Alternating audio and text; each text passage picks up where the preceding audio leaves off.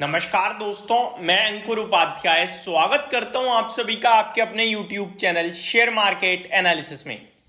यहां बहुत important video आप सभी के साथ शेयर कर रहा हूं। बाजार में क्या जो गिरावट होनी थी हो गई, क्या गिरावट खत्म? अब जो कैपिटल पड़ा था उसको लगाने का वक्त आ गया है, क्योंकि धीरे धीरे शेयर्स के प्राइसेस महंगे होते जा रहे हैं।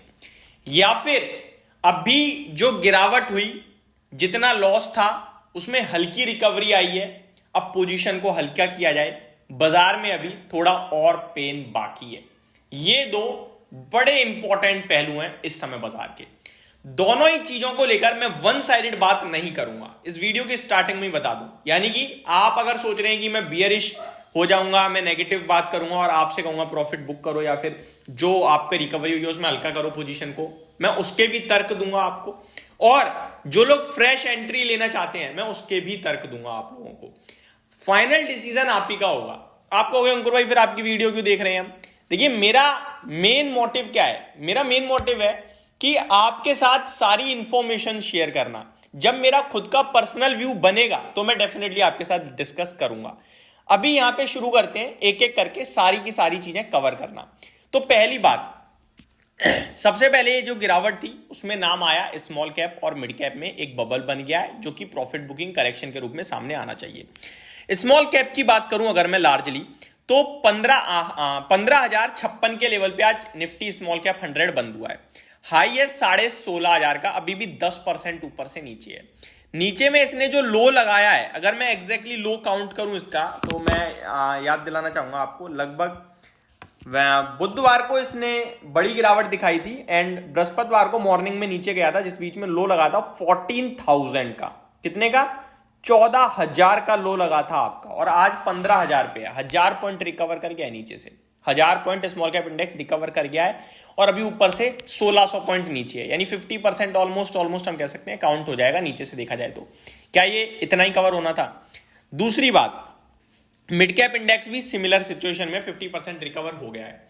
तो ये आपको क्या दिखा रहा है? आपने एक चीज नोटिस करी, आपकी पोर्टफोलियो जो पहले 15,000 के स्मॉल कैप पे और 47,300 के मिड कैप पे जो करंट भाव है थी, अभी वो नहीं होगी, वो नीचे ही होगी।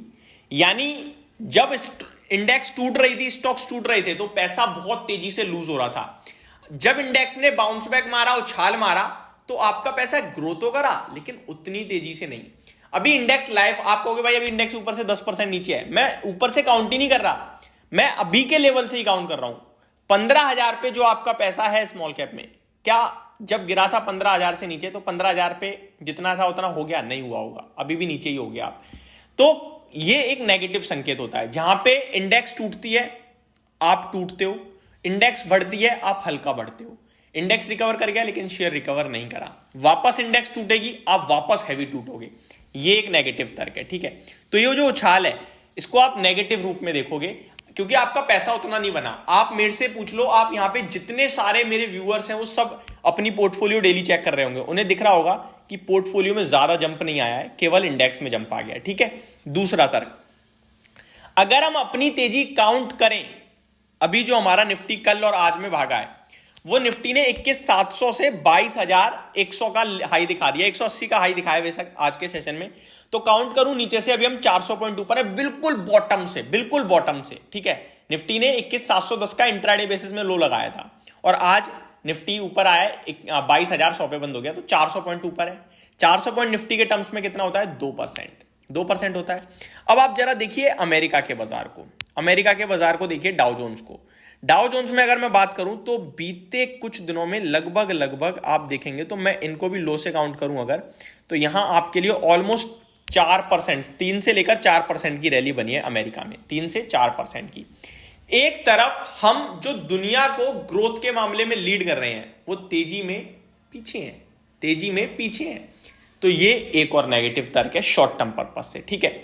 अब ये दो नेगेटिव चीजें मैंने आपको बता दी, यानी कि अभी कहीं ना कहीं जल्दबाजी हो जाएगी फ्रेश एंट्री लेने की, ये तर्क ये बता रहा है। दूसरा, अब पॉजिटिव साइड पे क्या है? पॉजिटिव साइड पे सारी चीजें लॉन्ग टर्म पर्पज से हैं, शॉर्ट टर्म पर्पज से नहीं है। लॉन्ग टर्म पर्पज से क्या है? आपकी इकोनॉमी को लेकर दुनिया भर में बड़ी बड़ी ब्रोकरेज हाउसेज, बड़े बड़े एनालिस्ट बुलिश हैं, चाहे वो S&P ग्लोबल हो, फिच हो, मूडीज हो, सबने अपना जीडीपी अनुमान बढ़ा दिया है। आपकी जो कंपनियां उनकी अर्निंग्स कंटिन्यू ग्रो कर रही हैं। आपको क्लियर दिख रहा है कि डीआईआई के पास एसआईपी के रूप में कंटिन्यू पैसा बढ़ रहा है। एसआईपी बुक मंथली बढ़ती जा रही है, अभी 19,000 करोड़ की हो गई है। आपको यह भी दिख रहा है शेयर बाजार में नए डीमेट अकाउंट कंटिन्यू खुलते जा रहे हैं। तो ये सारी चीजें आपके लिए पॉजिटिव है। अब इनका रिएक्शन एक दिन में नहीं आता है। दूसरी बड़ी बात अगर मैं देखूं तो आपको यह भी दिख रहा है कि ग्लोबली कोई बड़ा ऐसा नेगेटिव इवेंट अभी नहीं दिख रहा है। वहीं पॉजिटिव एक आपकी सरकार, दूसरा आपका फेड के रेट कट, ये दो पॉजिटिव दिख रहे हैं।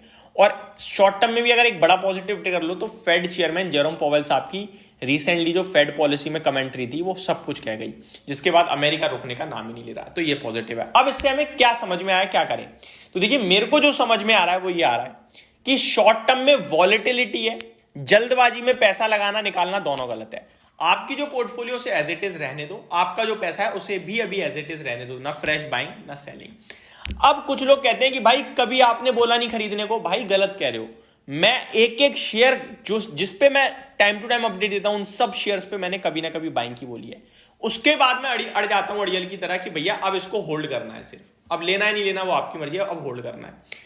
जो हमारे लंबे समय से व्यूअर हैं उन्हें पता होगा कि मैंने एक एक शेयर पे बहुत ही ज्यादा निचले स्तरों पे काफी स्टॉक्स में तो बाइंग करवाई है, और उस समय कोई नहीं तैयार था और हम कह रहे थे खरीद के बैठे रहो, पैसा जरूर बनेगा। अभी मैं ये कह रहा हूं कि अभी पैसे को पैसे के रूप में रखो और स्टॉक्स को स्टॉक्स के रूप में रखो। ये मेरा व्यू बन रहा है। अभी जल्दबाजी होगा फैसला लेना। ना मैं ये कह रहा कि बाजार हो गया सब कुछ नीचे में खत्म, ऊपर जाने के लिए तैयार है, ना मैं ये कह रहा कि ऊपर नहीं जाएगा नीचे जाएगा। तो अभी वेट एंड वॉच वाली सिचुएशन में हम लोग। होप आपको ये सारी चीजें समझ में आई होंगी। Thank you so much for watching this video. Have a great day guys.